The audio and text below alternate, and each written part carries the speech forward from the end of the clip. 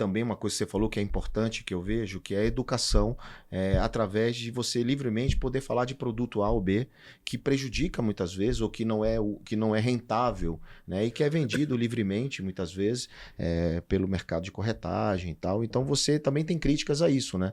Você fala de produtos produtos que prejudicam às vezes, né? Ou que não rentabilizam da maneira que é vendido, não é isso?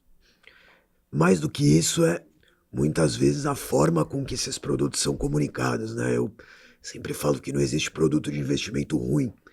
Existe o conceito que a gente chama no inglês de suitability, que é o produto e investimento certo para o perfil de investidor certo, né? Então, o que não dá é para uma pessoa que tem uma necessidade de liquidez, que precisaria, por exemplo, acessar aquele recurso investido dentro de 2, 3 dias para uma emergência, está alocado num investimento que não permite o saque antes de 1 ano, por exemplo, né? Então, o que precisa é ter uma comunicação mais clara para a pessoa entender a liquidez desse investimento, quando ela vai poder acessar o recurso ou não, os riscos atrelados a esse investimento e como que esse investimento se comunica com as outras coisas que ela tem, né? Então, como é que ela diversifica e acomoda risco a depender das aplicações que ela já fez.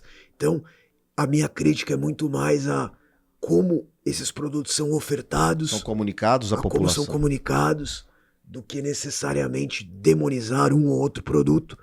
Mas eu sou um defensor do processo de investimento como algo, de certa maneira, até monótono e simples, né? A gente vê muitas vezes discussões profundas sobre ações, uma ação milagrosa que vai subir ou cair, mas eu falo muito um discurso que é pouco cativante, João, mas que é muito verdadeiro, que investir é um processo lento, é igual pintar a parede, né? É chato, você tem que esperar secar, Tem que você passar faz movimentos massa. lentos e repetitivos, e é um pouco isso, né? Passa muito por consistência nos aportes, disciplina em conseguir fazer isso mensalmente, esperar os juros compostos agirem sobre o teu investimento, que tudo isso é o que vai ajudar muito mais do que você acertar o pulo do gato de uma ação ou de um movimento de mercado, né? Então eu sou um anti-influenciador de finanças nesse aspecto, porque a maioria dos influenciadores fazem promessas muito contundentes, milagrosas, de enriquecimento, e eu acabo trazendo uma visão que parece menos sexy, Mas é mas mais que é mais realista. realista. Mais realistas mais realista e mais pé no chão para quem está assistindo. E eu acho que isso é muito importante. A gente tem um país de poucos investidores, então tem muita gente ainda na poupança. Né? Poupança rende muito pouco comparado com produtos de renda fixa que rendem bem, né? Até muito mais do que a poupança. A nossa audiência pode ter alguém ainda investindo na poupança, e se você puder é, orientar, não é? Dizer assim, cara, mas por que você deixa seu dinheiro lá? Pelo medo, pelo risco? Tem produtos hoje no mercado financeiro, não só na Faria Lima, no mercado inteiro, tem produtos de renda fixa que dão uma certa segurança também, né? O que você pode dizer pro poupador, né? Para a pessoa que pegou seu dinheiro e deixa ali na poupança para ter uma segurança no futuro? Eu acho, João, que isso acontece porque a gente nunca foi estimulado ao longo da nossa vida a pensar nas nossas finanças, nos nossos investimentos e até nas noções básicas de educação financeira, né? Muitas pessoas não têm. Se você perguntar quanto ela gasta por mês, ela não sabe. Quanto ela consegue poupar por mês, ela não sabe. Ela não tem uma noção clara de um orçamento familiar. Ela não consegue planejar movimentos de médio e longo prazo, como compra de um apartamento, de uma casa. Quando a gente olha para... Elas compram coisa baseada na parcela, né? Que Exato. cabe no bolso, e então elas compram. Então, essa coisa da poupança é a ponta do iceberg, né?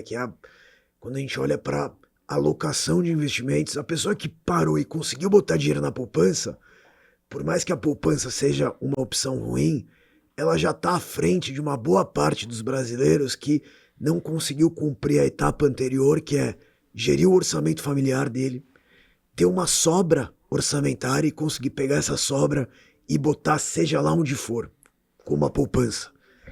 Vamos agora falar para essa turma que cumpriu essa primeira etapa, que é administrou bem as suas finanças pessoais, E sobrou alguma coisa conseguiu pra ter uma poupar. sobra e botou na poupança. Essa pessoa talvez ela tenha um desconhecimento das opções de investimento disponíveis.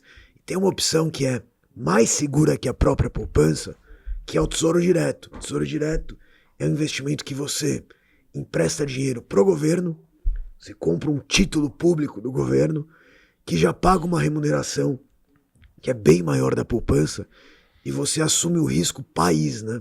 A poupança, na verdade, você está emprestando o seu dinheiro pro Itaú, pro Bradesco, para algum banco. Obviamente que esses bancos são muito sólidos, só que se a gente for imaginar o que quebra primeiro, um banco ou o Brasil, esse banco talvez quebre antes do que o Brasil. Então, o risco país é o risco mais sólido que existe dentro de uma economia. Então, você comprar um título do governo é o investimento mais conservador que pode existir. Então, se a pessoa, sabendo dessa informação, tirar o dinheiro da poupança e botar o dinheiro no Tesouro Direto, ela já tem um ganho maior. Um ganho maior de rentabilidade mensal, e esse título pode ser comprado no próprio banco dele. Pode ser comprado até na Caixa Econômica. Exatamente, em qualquer Então não precisa ser instituição financeira. especialista, não precisa ser procurar ninguém especialista. Você pode falar toca no teu próprio gerente ou então no próprio aplicativo do banco, você vai encontrar essa opção, né? Exato. O grande ponto é que a indústria tem algum viés, né, João? Não tem como. O cara que está assessorando o investidor, seja ele o gerente de banco, seja o assessor de investimentos, por mais que essa indústria já tenha amadurecido, essa pessoa ela vai ter um objetivo, né? Muitas vezes ela tem uma meta comercial, ela precisa ofertar ou estimular aquele investidor a acessar um produto que remunere um pouco ele, gerente, ele, assessor, e muitas vezes o Tesouro Direto, por exemplo, não é esse produto, então ele passa batido.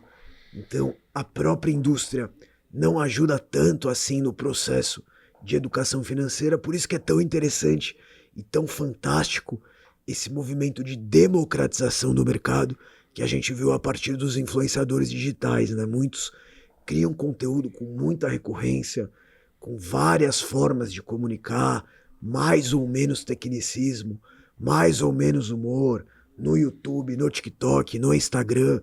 Com certeza, qualquer pessoa, qualquer investidor, se não se conectar comigo porque eu tô de capacete, ou seja lá por quê, com toda certeza essa pessoa vai se conectar com algum outro produtor de conteúdo e vai ter nessa pessoa uma voz isenta com a qual ela pode, de alguma maneira, ajudar ou comparar o que ela tá ouvindo do gerente do banco, entender se faz sentido ou não.